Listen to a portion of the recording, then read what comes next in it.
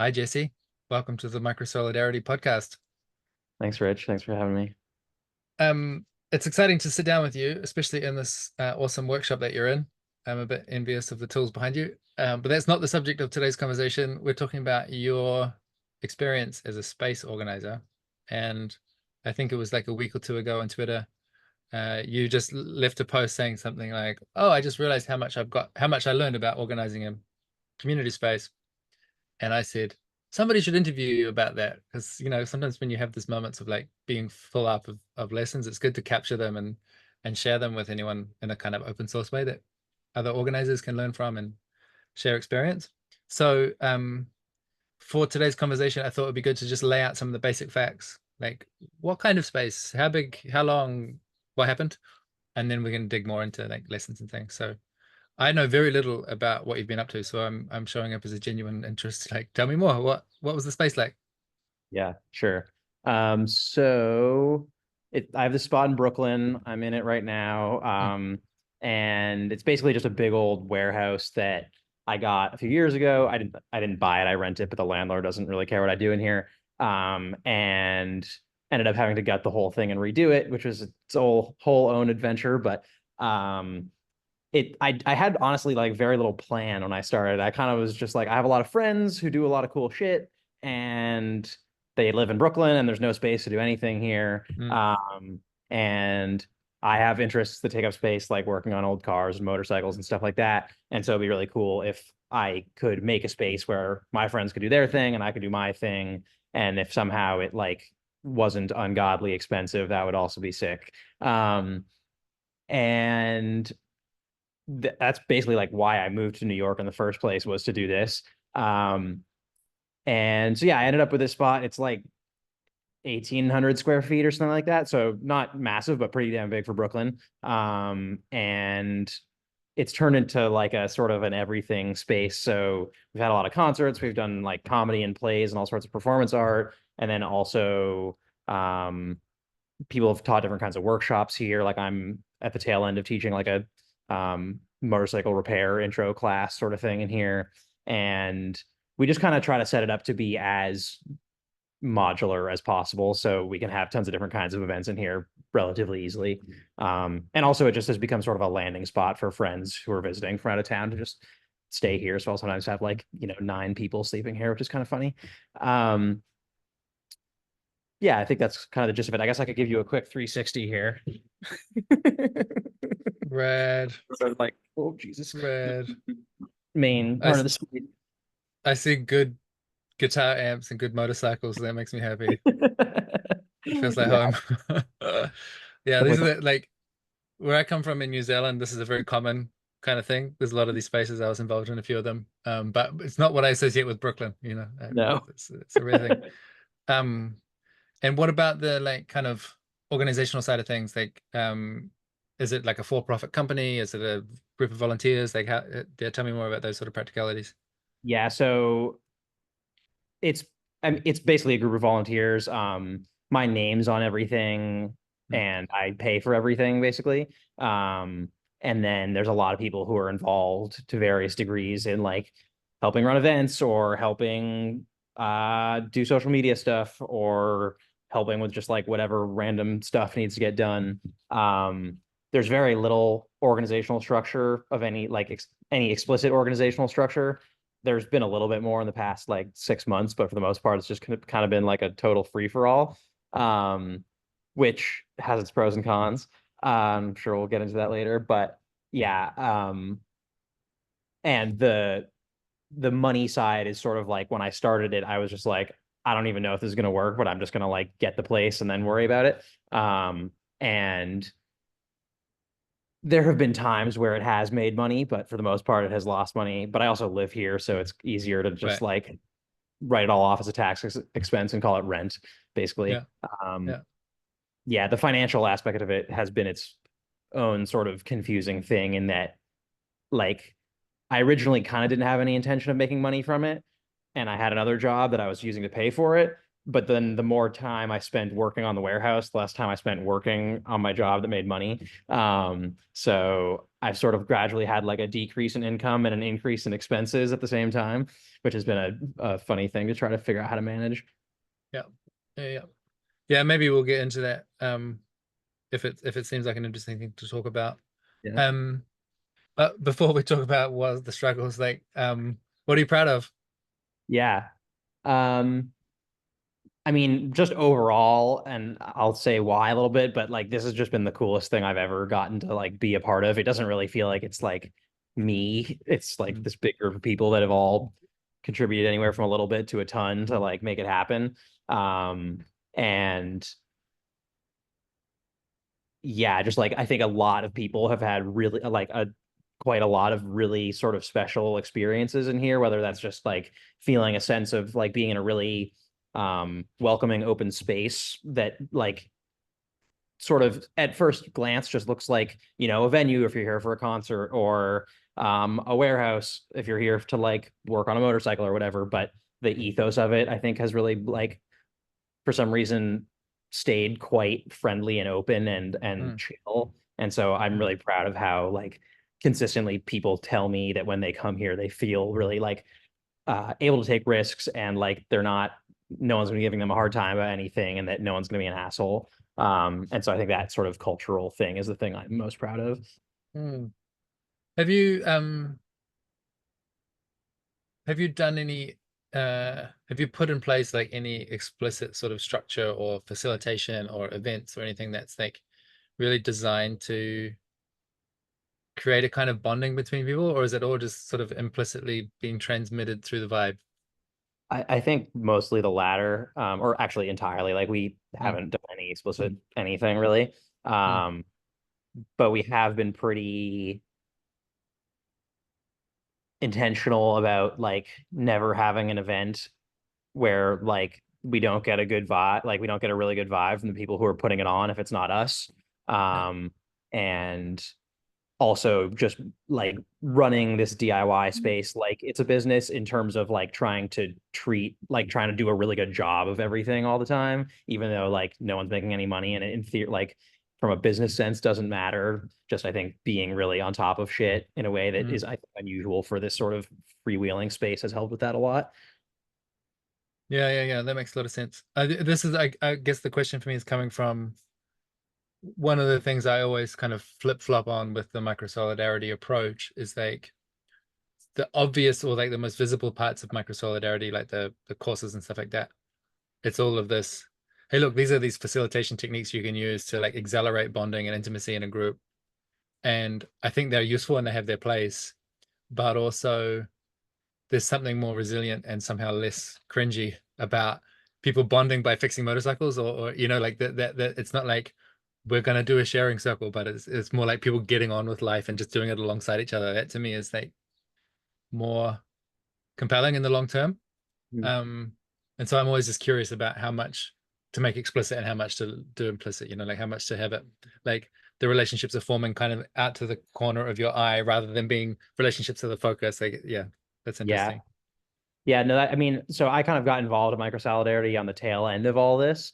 And I have been sort of curious, like I would like to bring more of the structures from micro solidarity into the space, but I've sort of struggled with how to do that in a way that Mm, doesn't feel sort of like random. mm, And especially just because it's been around for a while now. But I do think that having some of those practices in place, like, would be helpful, particularly in the core group of people who are like spending a lot of time working on it, in terms of just like making sure everyone's feeling seen and cared for, and like given the level of responsibility that they want to have, and just making all that stuff explicit. Because I think yeah. especially in no one's getting paid environment, like I worry a lot about putting too much on people, because it's like, well, I know you have other shit to do. But I also, if I don't delegate stuff, I'll like explode. So I think that those practices, if I could figure out how to integrate them well, would be quite helpful in that area of things.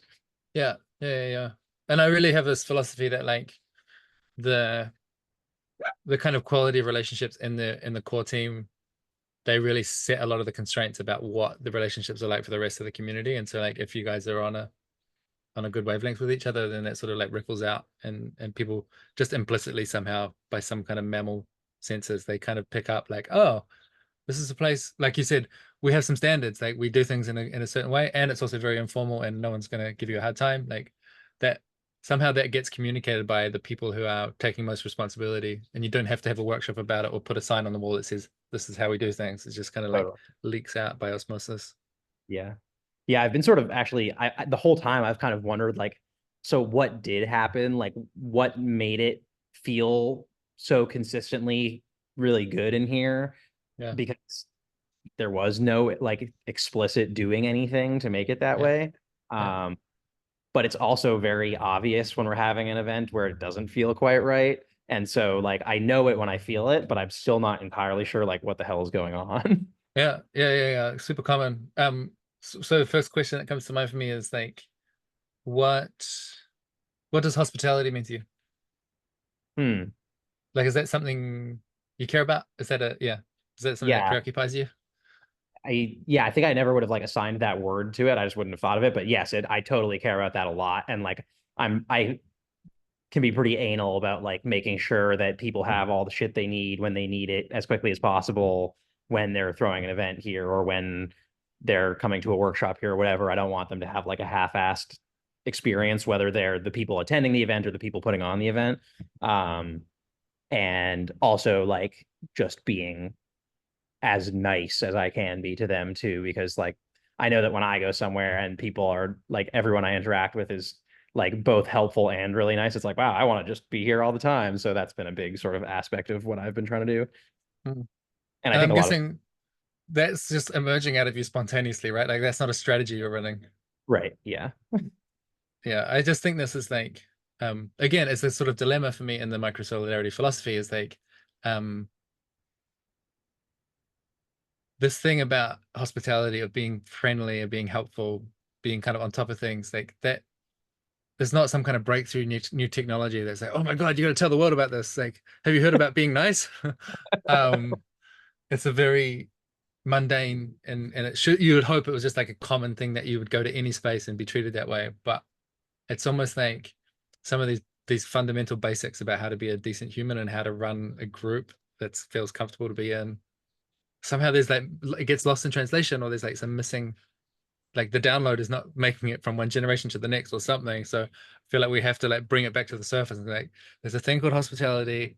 You're a host, you take care of the guests, like this is a thing. And you probably just got it, I'm guessing, from like the way you were raised or like what was around you when you were a young person.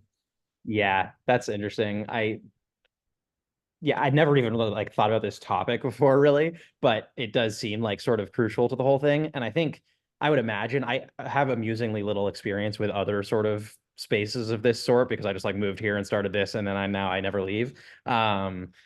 Which I should fix that. But my what I wonder about is if, especially in these spaces where no one's making any money, like if that sort of falls by the wayside because people are just sort of like, well, like unless they're super invested, there might be some amount of like, well, I'm not getting paid for this and I'm spending tons of time and putting tons of effort into it. So like, I don't need to like try so hard. You know what I mean? Yeah. I Yeah. don't know if that's actually what's going on, but I just wonder. Yeah. Yeah. Yeah.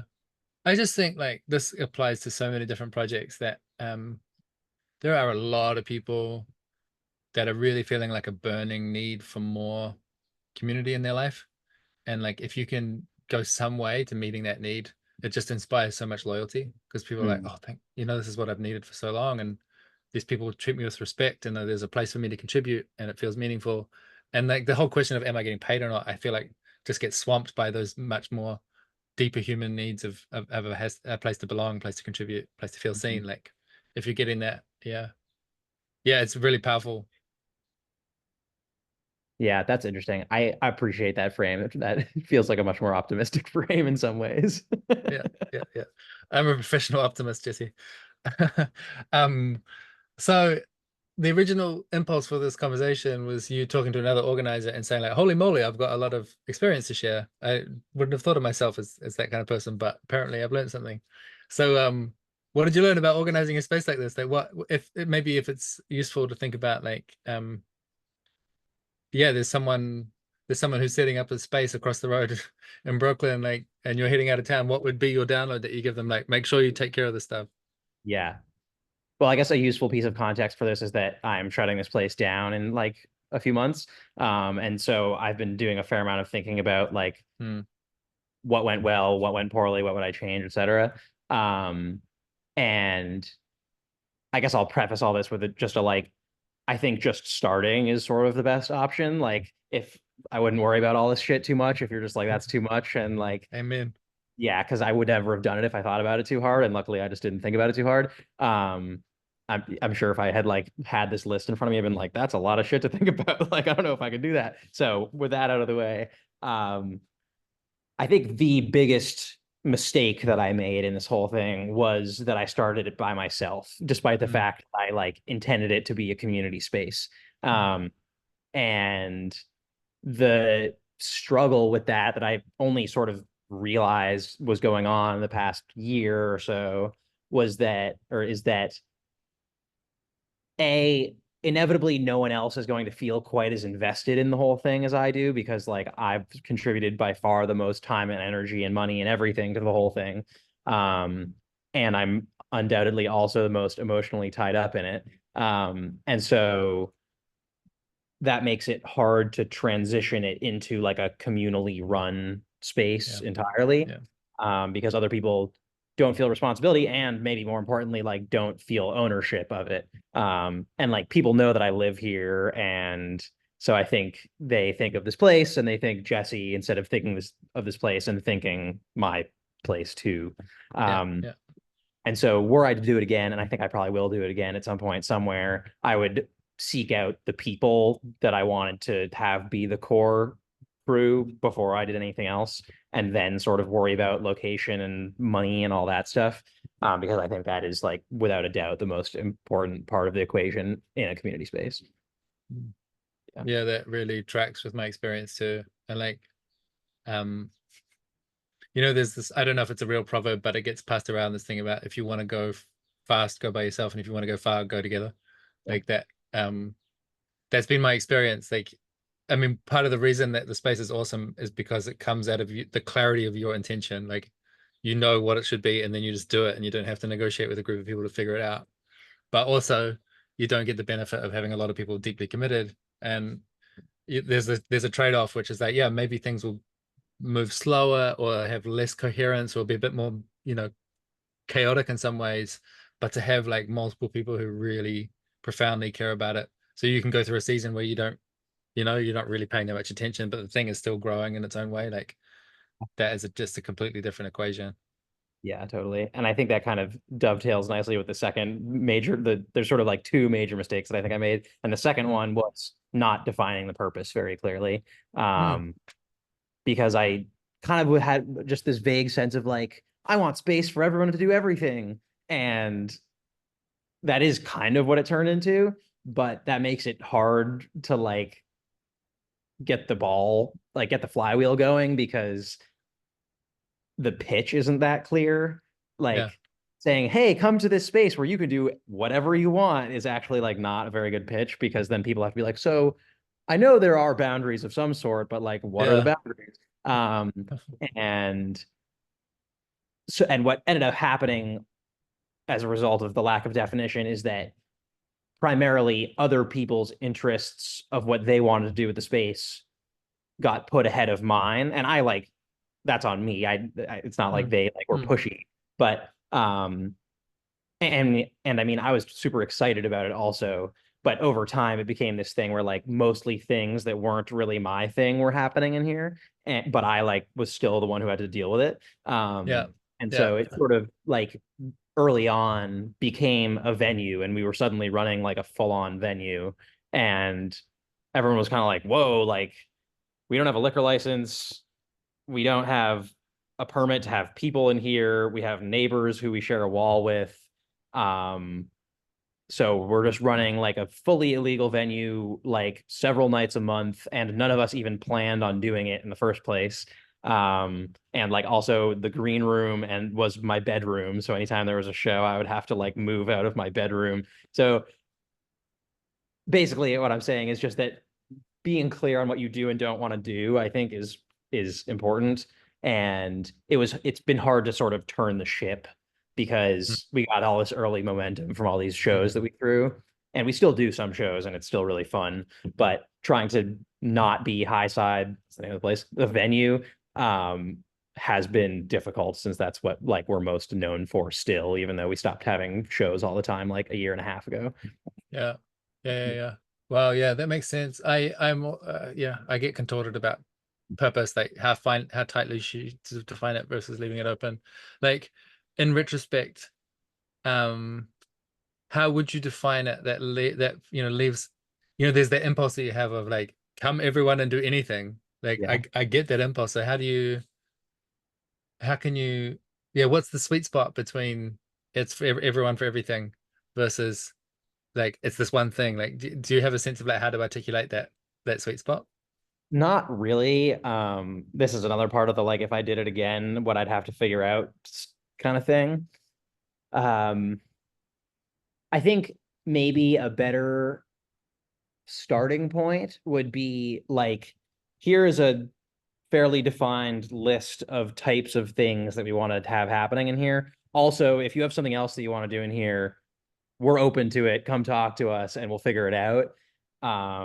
And that way you can steer it a little bit more into Yeah. like the general vicinity of what you wanted without like, you know, slitting the throat of serendipity like when you start the thing.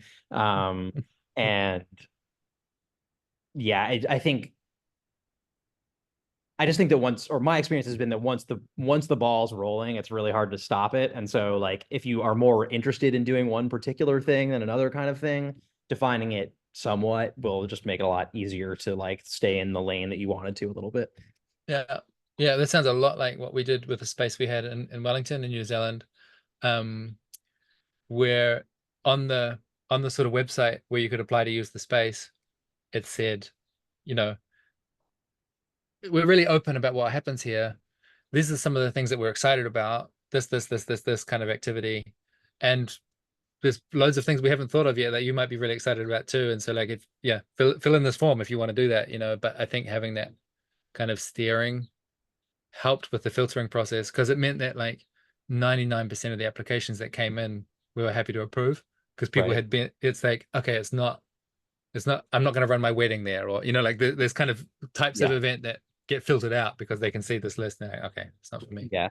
Yeah. I think that's smart. And I think, I mean, in addition to not having any clear vision, I also had like no procedures in place whatsoever. And at the beginning, we didn't even hardly have a social media presence. And so almost everything that was coming in terms of people wanting to do stuff was like people I knew.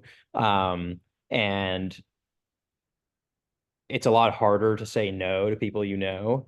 Hmm. And so I think that having some sort of clear presence from the outset also just like gets rid of some of the uncomfortableness of like maybe I actually don't want to do this thing that much, but like one of my best friends is asking me about it and I like have all this room and nothing else is happening in there, so like we should probably just do it, that Yeah. category of Yeah, well, that makes sense. It's like if you could have clearer definition of what's it's like if that clarity was outside of your personality, but it's like this is what the space is about. Go through the application form, you're yeah, in or you're out. exactly. Yeah. Yeah. Yeah, that makes a lot of sense, man. Um, you said, and I just quoted you at the start. We used this phrase "a free for all" to describe the lack of processes and policies and structures and things. And I wondered, well, first, what's good about that? Because obviously, it wasn't an accident that you had a free for all. So, like, what's the upside of doing it that way?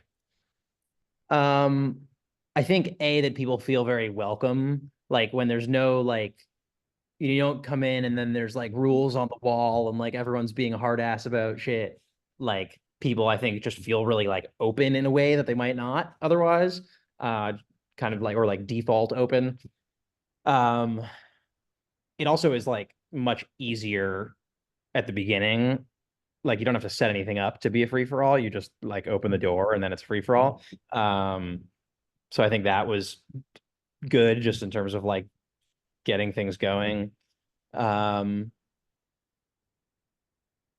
I think maybe one way in which that term isn't entirely like I wasn't being totally accurate. It was just that I was still like I was sort of the, benevolent dictator of what was going Yeah. on. Yeah. And so if like shit got out of hand in some way, I could stop it pretty easily because I knew basically I like either knew everyone there or everyone that was there knew someone who knew me. So like Yeah. the trust chain was pretty tight and people Yeah. weren't fucking with anything because they would have repercussions for it.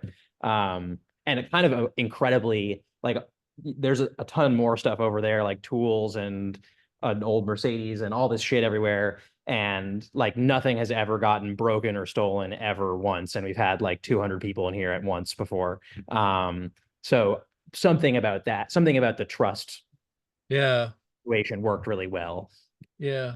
Yeah, there's something really important about that, eh? Like, I've been thinking about this a lot where I've spent a lot of time in sort of more like progressive social justice sort of political spaces.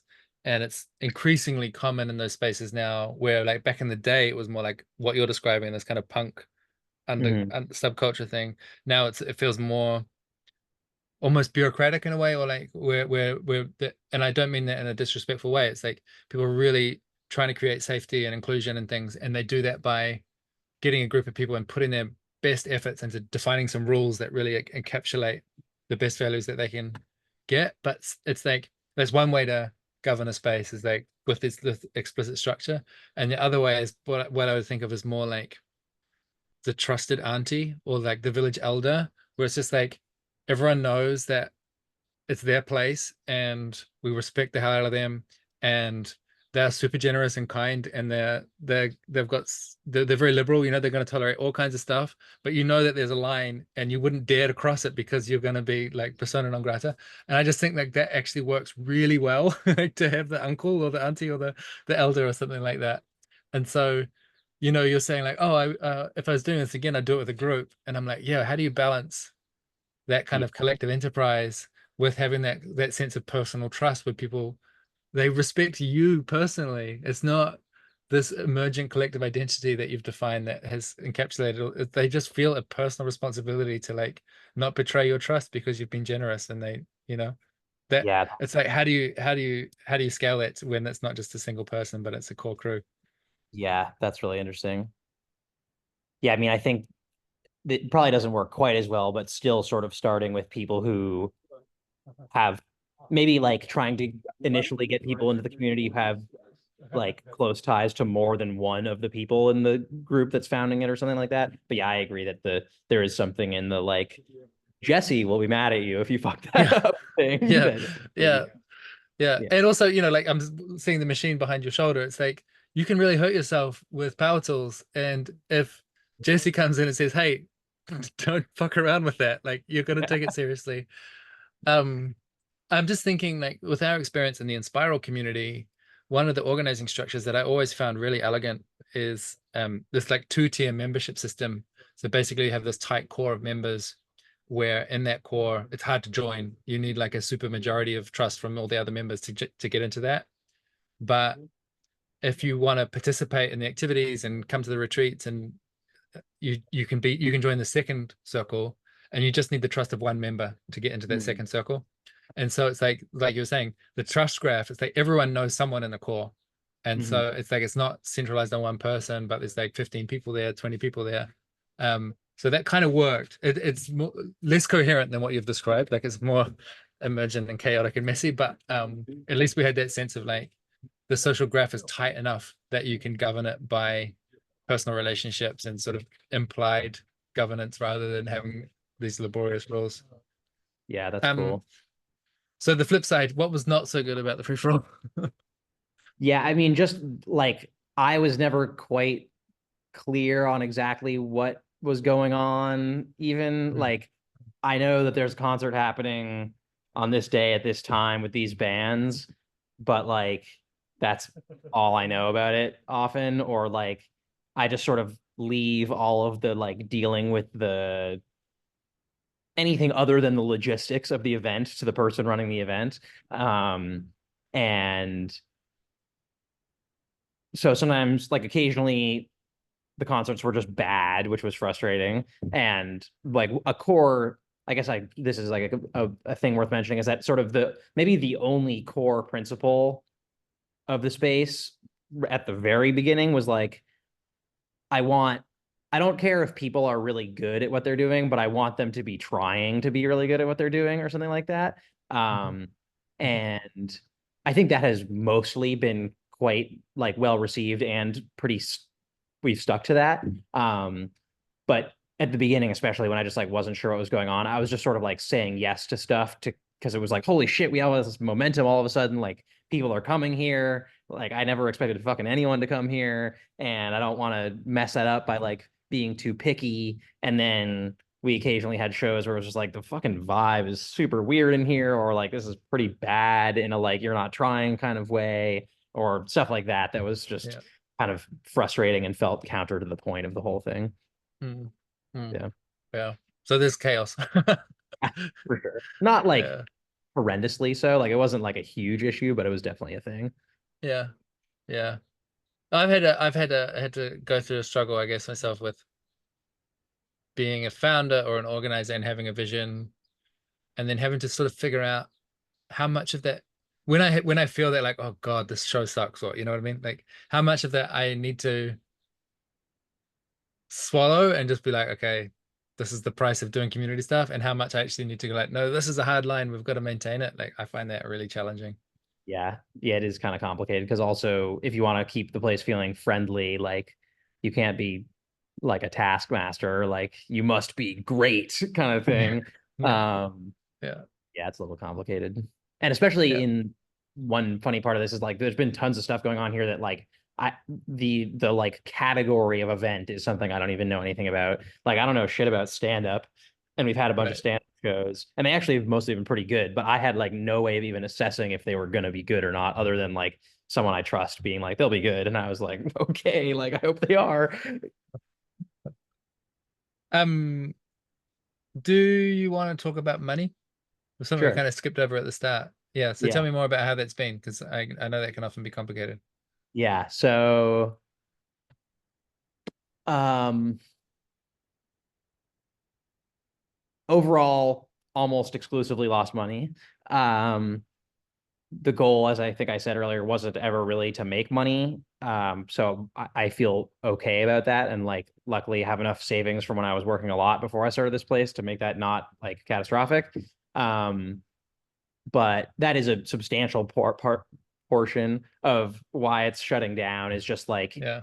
paths forward are either it continues losing money, which is better for the vibe, which I can go into in a minute, and then I run out of money, or I turn it into a business and it starts making money, and I think that could happen pretty quickly.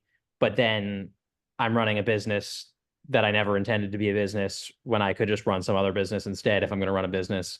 Um, and so that's a substantial part of why I decided to shut it down. It's just like neither of those options feel that good. And so I'd rather just kind of like have had a sick 3 years and end it and remember it as this cool thing and like Yeah. maybe try again someday than like be stuck with two options that are both bad. Um, we tried to make money kind of earlier on when the concerts were really ripping um, from throwing shows, and it was working. But that was sort of when we hit the like, oh, I actually didn't do this to run a venue thing. Yeah. And also just all the liability involved with the neighbors and the booze and whatever. And yeah, it was kind of funny having this moment of like, wow, like why is this feeling less exciting and why is the vibe getting worse? Oh, it's because we're saying yes to all this stuff that we wouldn't have said yes to before because now we're trying to profit off of it. Yeah. Uh, and I think it culminated in this New Year's show that we had that was fucking insane. And there were like over 200 people in here, which if you were here, you would be like, you can even put 200 people in there. And it was really fun and like nothing horrible happened. But like I was so stressed out and just like, oh my God, this could hit the fan so hard. And after that was kind of like, okay, like we need to chill the hell out because if we do that once a month, we'll be shut down in 3 months, Yeah. and Yeah. I'll like be in jail or something. So that was sort of the end of that round of trying to make money. And then probably like a year-ish ago, which was like 6 months after that round of trying to make that first round of trying to make money, I got to the point of like, okay, well now I actually like need to make money because the place will cease to exist at some point otherwise. And when there's tons of stuff going on here, it's like a 20, 30 plus hour a week job for me. So like I'm not doing tons of other work. And we thought about some different ways to do that, like people using it as a photo video studio, which it's pretty Mm. good for because there's just like a lot of different scenes that you could use, or doing more just sort of rentals for concerts or stuff like that. And we tried a little bit of that. And sort of where I landed with that was kind of the same thing as with the concerts, which was that like I didn't really get into this to like run an event rental space. And we tried a bit of a membership model, but I think that like the people's ties to this place were a little too diffuse for the most part to like have that model really make sense, because most of the people who had been here were here for concerts, and like when there's 80 people here, it's not like you feel like me so personally, Yeah. even if you know Yeah. who I am. So yeah, I think that that's sort of where the like needed to define what's going on a little bit better thing comes in, because I think that if from the beginning we defined what was going on in here and like a little bit more of a potential financial model for it, probably through memberships of some sort, then it totally could have worked. Like the rent's not so insane. I'll share numbers because I think that like it would be cool if more people shared numbers. Rent's 36.50 now, which for where I am in Brooklyn is like really cheap for this amount of space, but it's still a substantial amount of money. But like in terms of memberships, like you don't need that many people to pay $100 to $200 a month for that to like have it make money. So I don't think it's. I think if I were willing to keep going for another 4 years with it not making money, it would start making money in a way that felt good. But that just feels like too long and too uncertain and too much money. Um, so yeah, that's kind of where we ended up with Yeah. my. It's yeah. I feel like to run a business successfully, you have to be creative. Like this is how the market works. But then to run a business creatively, that is where profit is not the priority, but actually sticking to a creative vision and a set of values. Like you have to be like double creative or triple creative. It just takes this extra, like, oh God, all these options don't actually like the ones you're saying. It's just like, yeah, I totally get that. Like you don't, no, you don't want to do that. And the great spaces that I've been involved with, like that last one I mentioned, um, it was basically we got lucky and we were basically gifted the place, and then eventually there was like a peppercorn rent, but it was just like an arrangement, where we didn't have expenses. So magical, we opened up this little bubble in capitalism where you can do stuff for fun instead of for profit. Like, wow. uh, and then other spaces that have worked have been like there's a business that's super profitable and they do, a coding boot camp or something, and then they happen to have extra space that they're willing to, free up for other activities. Or there's a big, like a warehouse apartment, and there's like a bunch of people there paying rent because that's what you do when you want to live somewhere. And then there's this kind of surplus area opened up. Yeah. Um, I'm wondering if, like, as you imagine, sort of next chapter or the chapter after the next chapter, but let's say there's this 2.0 version where you set up a new space with a core crew. um yeah, do you have the sense of possibility that the financial model is doable, and it's just about having that clarity from the get-go and like just thinking it through and having a bit more space and time to design that right? Or is it Yeah. like money and community don't mix? I think it's possible. Because I think also a funny thing about a really good community space or community anything, community initiative, is that you need way less money than you would need to do the same thing in like a normal businessy way, because people are willing to do all sorts of shit for free. People give you stuff for no reason. Like I have a hilarious amount of music gear that I didn't pay for. And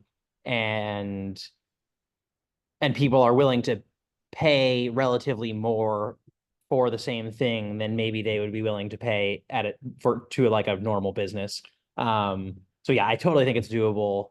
I think um, the clearest routes to me to making money are either memberships of some kind, which I think for like a event space is a little more complicated, but for most other kinds of like workspaces or project spaces or stuff like that is doable.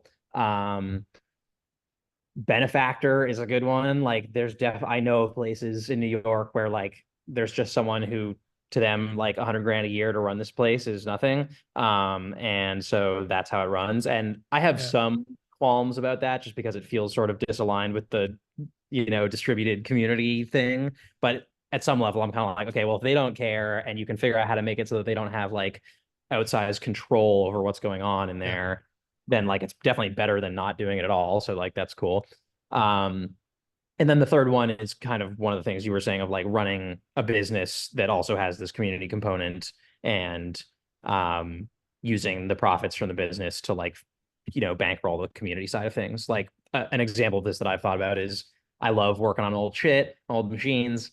And I could imagine if I did this again, one of the focuses of the space being like restoring old industrial machinery, just because I think that sounds fun. And also there's money in it. And also I think it dovetails nicely with like, you know, I saw this term on Twitter today, uh material literacy, like this idea of like feeling like you have agency to like Yeah. modify and fix and whatever all the stuff that makes up your life.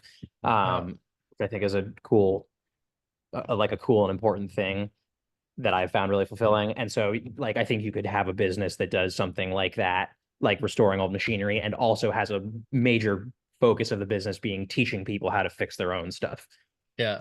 Yeah. I was involved with a couple of like maker space slash art studio type venues, and when I got started, I was using my electronic skills to like make kind of creative audio devices, weird noise machines and things, and like this very bespoke custom, commissions for musicians and things like that.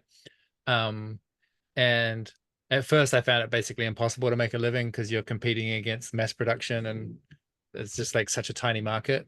And what kind of made the difference was instead of like trying to sell physical hardware, it was just selling classes. Like get 30 people in the room for an afternoon and we're going to build this simple synth, and like it's going to take you 2 hours. You're going to learn a bunch about electronics and you're going to walk out with this little device that makes cool funny noises.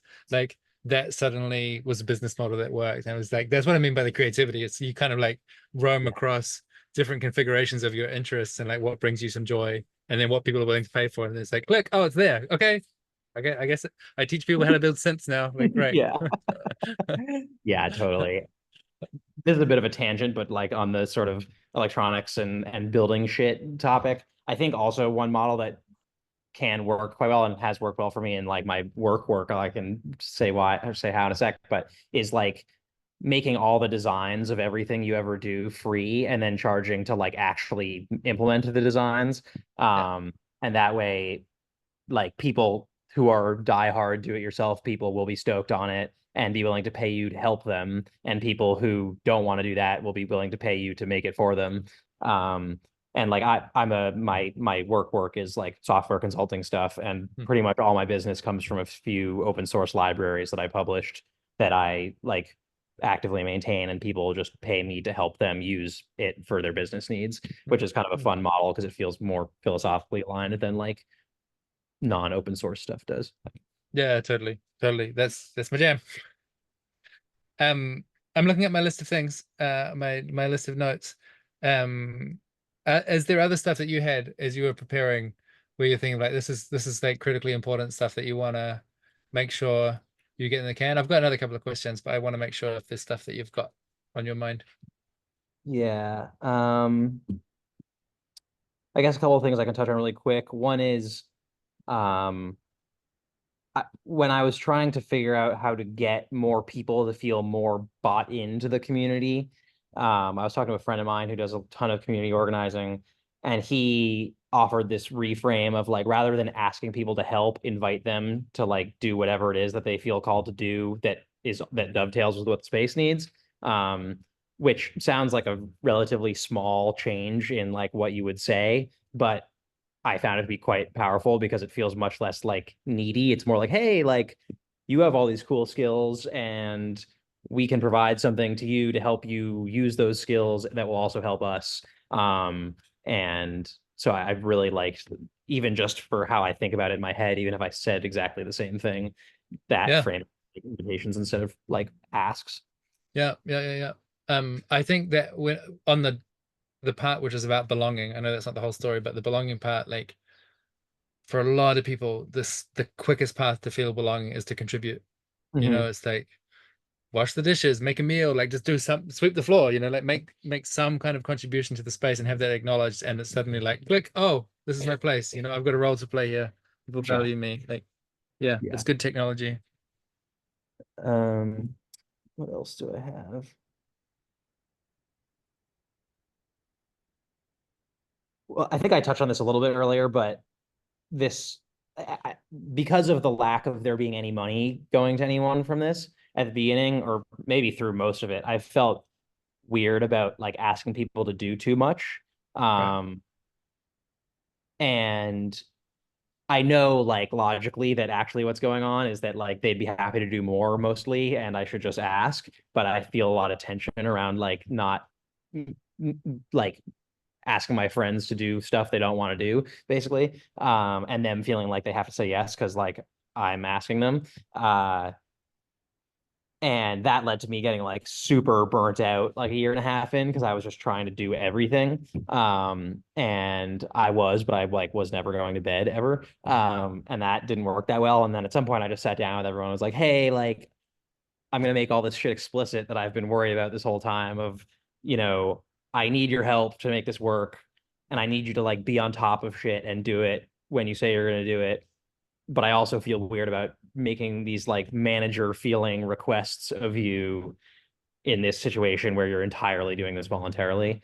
And I don't have any like great conclusion from that other than just like trying to make every aspect of it as transparent as possible was like the thing that made it kind of work.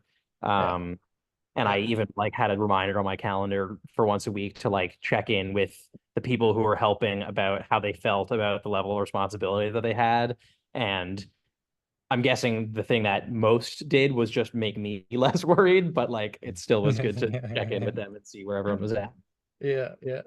There's two things in that story that I hear. One is the power of the post-it note, which is just like, making things explicit, like get all the tasks, make it, if it's a whiteboard, if it's whatever, like get things out because you've got so much tacit knowledge that nobody is going to be able to even come close to like apprehending what all the things you're keeping track of because you're just swimming in it. And it's like, Mhm. oh yeah, I'm on my way out to do something, but I'll just quickly, like people don't see what that stuff is. So like having a way of some kind of systematic way of getting that out makes a huge difference. And then the other thing is what you said about the transparency of your feelings about being a manager or kind of acting like a manager. Um, I was talking with Johnson recently, who a lot of the micro solidarity crowd know. Um, and he had this little tip, which is like when you've got something awkward to say, start by acknowledging that it's awkward. You do this kind of like meta move first, and that I've been using it. I found it really, really helpful. Just by, hey, I feel really awkward about this, but, or like I'm intimidated about this thing, or I don't know how to say this well, but whatever that thing is. Um, Again, like I've had like in Spiral, the founder of Inspiral, Josh Vial, he, I, I just really took a lot of inspiration from his way of saying like being transparent about his dilemmas. Like, hey, I'm the founder. I don't want to be your boss. I don't want to like have outsized control. I've got these responsibilities and I want to share them. Like it kind of inviting you into the dilemma and saying like, this is what I'm up against. Like, do you want like, and then people are like, holy shit, this person is like a trustworthy leader. Of course I want to help. Like, give it to me, get out of the way. That kind of disclosure of instead of like, oh, I've got to keep everything together and make sure that nobody has a terrible experience. That kind of anxiety just doesn't work. Yeah. Yeah, no, it's definitely a weird, like, sort of mind fuck of like, I am holding this space, but also I need to stop holding so much of it. Yeah, yeah, it can be really painful. I think the last sort of thing I had was just that I was kind of allergic to like doing anything that felt like advertising on social media for the first long time. I just don't like doing it like Yeah, myself, but also the concept of it is kind of feels icky to me. Um, But in the past, probably 6 months or 9 months, I've had a couple people like help me out with that a lot. Like both dealing with like putting together the posts and just like making it so that I don't have to think about what we're doing that hard. And my take and putting a little bit of money into paid advertising, like $10 a post or something like that, not that much. Mm. And my takeaway from that has been that yes, social media advertising can feel kind of gross to me, but like if you target it well, it's not like a sales pitch. It's just like another invitation to come be part of something that people might find really appealing and like be looking for something that's like this place and not know how to find it. And then one day it like pops up in their Instagram feed and they're like, holy fuck, like I've been looking for this for 2 years. And it's not like everyone who sees your ad therefore has like a brain worm that like they must come Yeah. be part of your thing and spend money there. Yeah. And so I found that reframe to be like helpful just because it is such a powerful tool that I just totally ignored for a really long Yeah. time. Yeah. Yeah. Maybe there's like a meta principle here, which is like notice where you have the ick and then like sit down and look at that a bit more closely instead of just being like, oh. Yeah, totally. Because usually when there's the ick, there's like some legitimate concern. It's like, yeah, I don't want to put brain worms out there. I don't want to like manipulate people and like whatever is your version of that. But there's also like there's a reason people do it. It's useful. It's like Yeah. doesn't have to be negative. Yeah. Um uh one question I had was, when you said about closing down and like maybe this is just a cool thing we did for 3 years and that's it. I really felt kind of excited about that idea of temporary things, like not just endlessly throwing yourself at the wall, like being innovate, pivot, change, like just being like, hey, that was it. I wondered if you had any thoughts about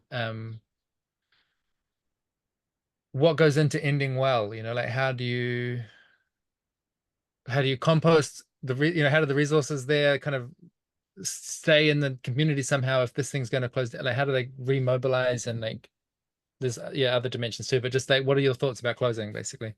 Yeah. It's gonna be fucking super weird. That's my main thought about it. But because it's like my entire life for the past few years, and I'm just sort of Mhm. like, what does my identity even become when this is over? So that's honestly like the biggest difficult thing about it for me in terms of passing it on. Luckily, like a number of possible opportunities to sort of like have the next person in the space be doing something that feels kind of aligned with what's been going on have popped up, which is really cool. Awesome. And so I'm feeling okay about that aspect of it because it's not like it's just gonna like become like a shithole tomorrow. I think that it's I think that it's kind of powerful to find someone to come in to the space after me that will be not doing the same thing, but doing something with sort of similar values. Because I think that just in this is kind of like woo, and I don't have a good like rational explanation for it, but there's some sense of like so much effort went into making this space really like friendly and open and personal that that will kind of stick around with it in Hmm. some way. Hmm. And so it would be a bummer to then just have it get like knocked down and turned into apartments like in 6 months. Um, so I'm going to kind of do everything in my power to make that happen. I don't own it, so I have somewhat limited control over that, but Yeah. I'm basically just gonna like funnel people to my landlord and be like, hey, look at this sick guy who's gonna be so respectful and all that kind of stuff. Yeah. Yeah. Um, there's also a sense of responsibility to like all the people that have been super involved in it, where like because of the it being mine kind of thing, like the space being mine, that has become the case whether I wanted it to or not. Like the whether to shut it down or not call was basically mine. But it will like impact a lot of other people in major ways. Um, there's a ton of people who come to New York a lot who would probably not come to New York a lot if this didn't exist. And then there's all the people here who are friends with those friends of mine who like probably will see them way less now. And some of those are pretty like core friends who live in LA or live somewhere far away who like it really changes the feeling of being in the city to have them around a lot. Um, Mm. And also just I know a lot of people like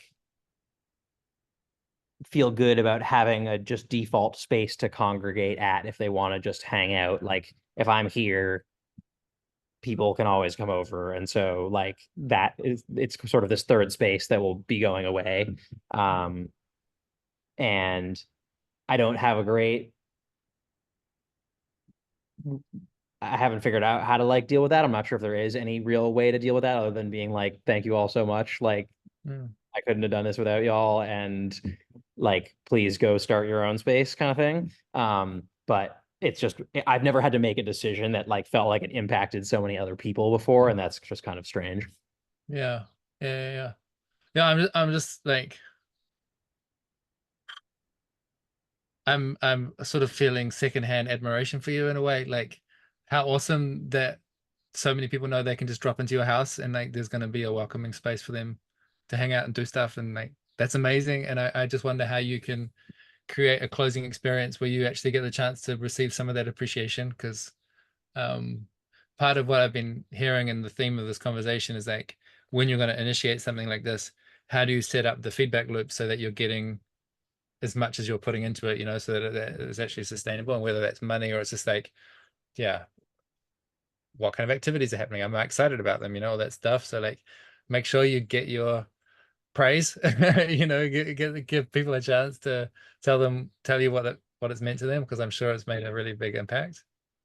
Um, and yeah, this thing of continuity, like it's pretty awesome that you've been able to, well, we'll see, but like hopefully keep some of that. I don't think it's woo at all. Like that like people have a whole bunch of associations with the space and it's going to change. But if some of those associations can maintain, then it's like it's got a kind of momentum of its own. Like that makes perfect sense to me.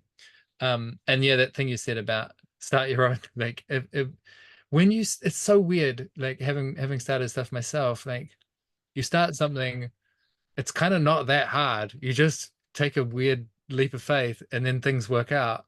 Yeah. And then suddenly all these people look at you and they're like, wow, I could never do that. I'm like, yes, you can. You just Yeah. literally do it. Like it's Yeah. and you have to. So yeah, I'm wondering how to I wonder if there's people in your community that are actually poised and ready to start something, and just if they need a kick in the ass, or they need the right kind of support, or like the right opportunity, or to sort of matchmaking or something. But yeah, I don't know. I don't Yeah. know where that thought goes. That's interesting. Yeah, I've had this sort of thought a lot of times in my life around different things of like, well, it's like, is it hard? Like you just have to like do it and then you did it kind of thing. And maybe that is hard, but like it doesn't exactly feel that way to me. Like it takes a lot of effort, and maybe that's the same thing as being hard, but they feel sort of different in some way to me. I'm not sure. I can't quite put it into words. Yeah. And so yeah, encourage figuring out how to encourage other people to just like say fuck it and try and be like, what's the worst really that could happen? Like, especially if I'm 25, like if you're 25 and like you run out of money next year, but you like have some skill that can make you money, like obviously there are cases in which this is not true, but for the most part, you're not going to be that screwed. Like it's fine. You'll make more money again someday. Um, so yeah, this has honestly been a big theme of having this place for me in general is like, how do I encourage people to like just try shit? And I think I've had a couple people with whom like that's really happened where they've Yeah. been like, oh, whoa, I actually can just do shit. And because they had a space to do it in, it happened. And so I hope and I think that some of those people will then like A, spread that to others, and B, maybe go try some like bigger stuff. Not that it's better because it's bigger, but just like in the spirit of this place, kind of go on and try to make a space like that for their own thing that they're curious about themselves. Yeah. Yeah. It's a fascination of mine, is like how do you activate people's agency? Like and so it's beyond just saying do it, and like, encouraging and fanning the flames anytime you see a little spark. It's yeah, it's a real puzzle. Some people get it. Yeah. It's also kind of funny because it's a bit of a double-edged sword in some ways. Like a big theme of the past little while for me has been like figuring out how to do less shit. because Mm, like I just say yes to everything, yeah. and then I'm like, why did I like have I not eaten or slept in like 7 days? Like, what's going on? Why do I feel like shit? And it's probably because I need to like stop saying yes to every single opportunity that comes my way. So there is definitely a sweet spot, and I think that like doing stuff all the time can kind of be like a coping mechanism in some ways. But I do at the same time think that probably most people would be happier doing more rather than doing less. So I don't quite Yeah. know how to balance those two things. Yeah. Yeah. And maybe there's a kind of role you can play, whether it's you personally or like, and then there's a role for someone to play to like kind of catalyze or like help people match their appetite to the opportunities that are available, or saying like giving them the sort of shoulder tap and be like, hey, you would be great for this, or that Yeah. kind of, you just sometimes you need the nudge to really imagine yourself like, oh, I could, that could be me. Yeah, I guess you're right. Like people are not used to thinking of themselves in that way. Yeah. Yeah. And this conversation sort of made me think that I think I would really enjoy like getting other people to do stuff like this and being someone for them to be like, hey, how the fuck did you deal with this Right. situation or whatever? Right. Because yeah, as we've spoken and sort of as I spoke with the other guy that made me tweet the thing that made this conversation happen, I like don't feel like I know that much about it when I'm just like sitting there, but I clearly have an hour worth of shit to say about it, so I must have some knowledge that Yeah. I'm unaware of. Yeah. Yeah. Yeah. Yeah. Yeah. Is Twitter a good place for people to reach you? Yeah. Yeah, it's just underscore JLEVERS. Cool. I'll make sure it's in the video description. That is it's a good segue to the last thing I wanted to talk about to wrap up the conversation, which is about the microsolidarity network itself. And to me, so much of the appeal of the network is there's other organizers there that are at different stages in their journey, and you can ask them stuff and be like, hey, we've got this weird situation with the landlord. Has anyone faced this before?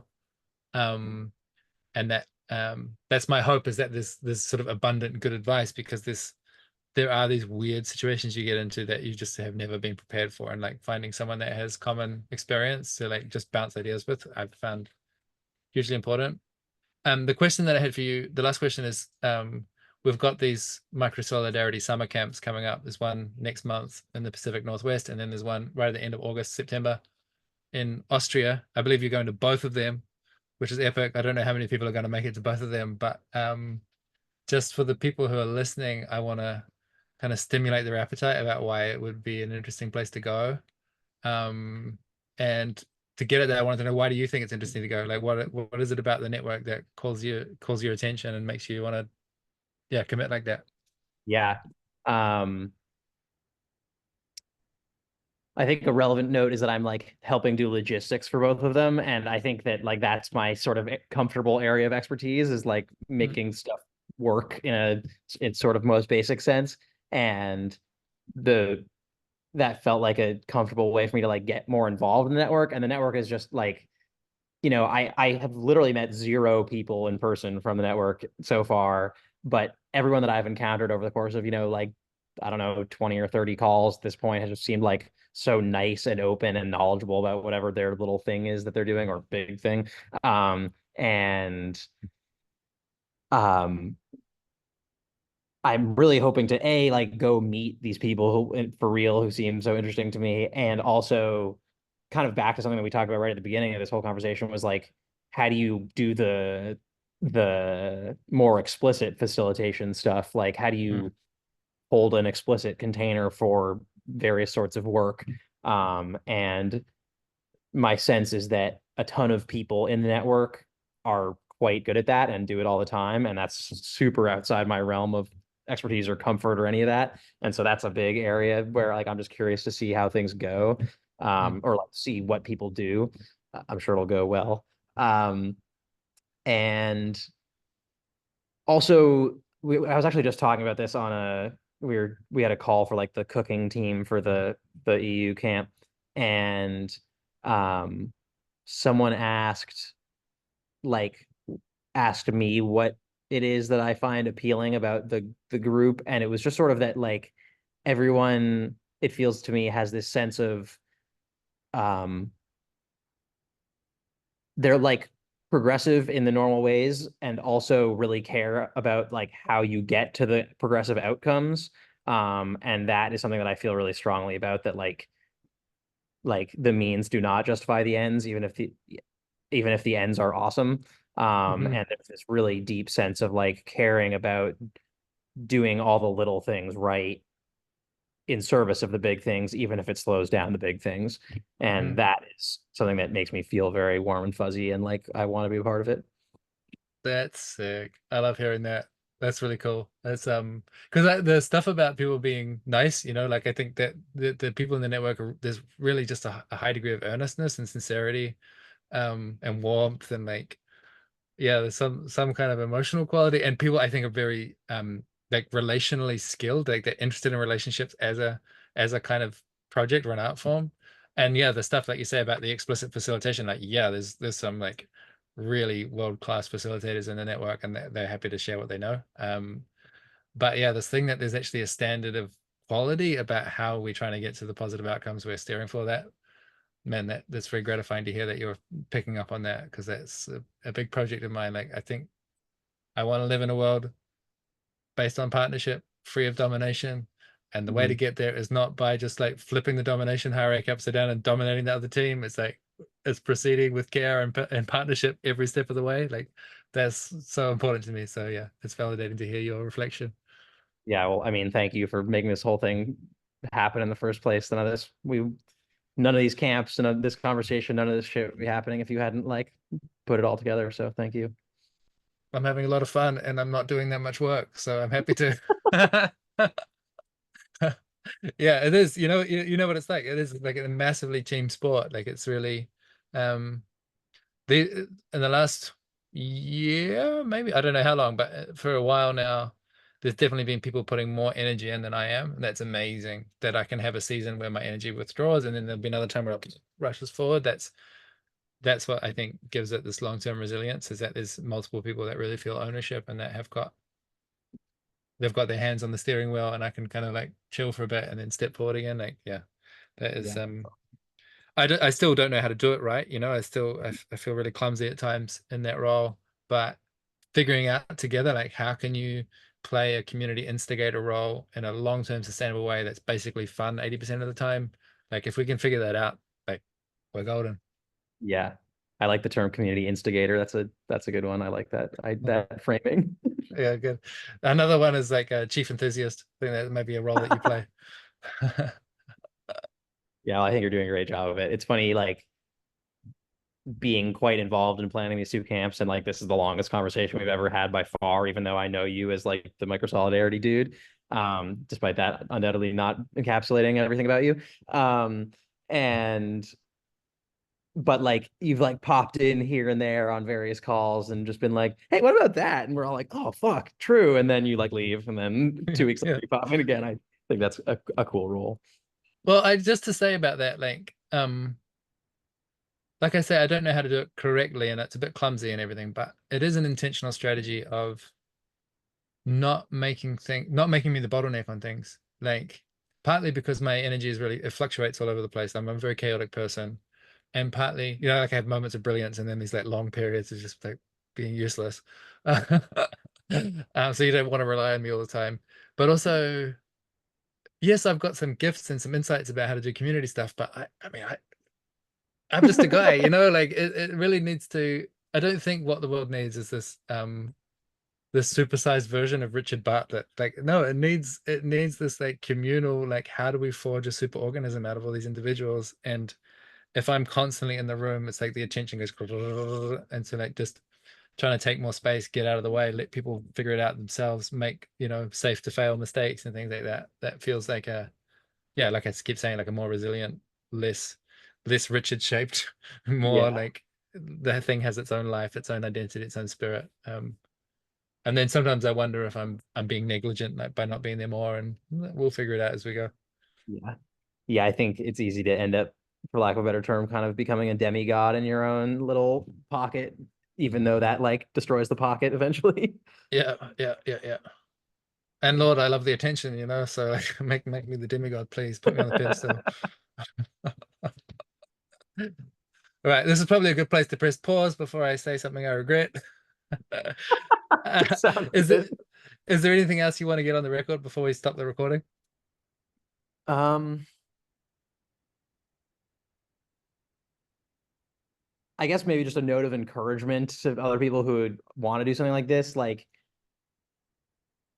the number of like shockingly kind, helpful, and generous people who have just like come out of the woodwork to like be encouraging and like do random shit that needs to get done and be here and just like anytime I need some little thing that I can't do myself, someone appears to do it for the most part. And Mm, like that's just incredible to me. And it also seems like it's pretty common in these sorts of mhm, communities. So like it feels like an intractable, how could I possibly ever do this sort of task just because you're never gonna like know enough to do it.